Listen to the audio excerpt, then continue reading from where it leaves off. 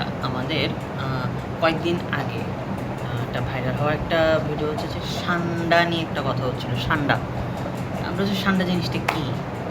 হ্যাঁ, সান্ডা জিনিসটা হচ্ছে আপনার মরু অঞ্চলে বাস করা একটা টিকটিকির একটা প্রজাতি, যার লেজগুলো হচ্ছে কাটাওয়ালা যুক্ত।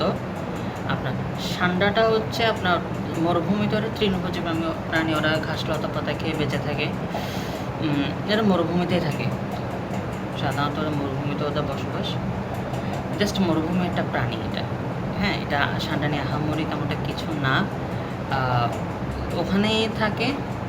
ওখানে যে আকারে বড় টিকটিকির যে কয়েকটা জাত আছে তার মধ্যে সান্ডাটা হচ্ছে একটা জাত। হ্যাঁ, আকারে এটা প্রায় অনেক লম্বা হয়।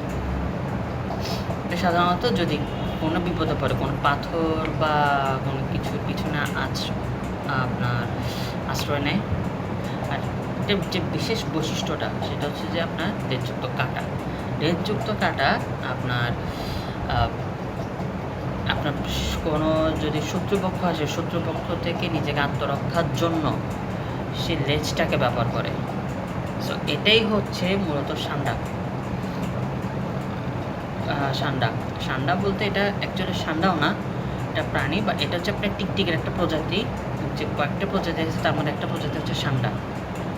ধন্যবাদ।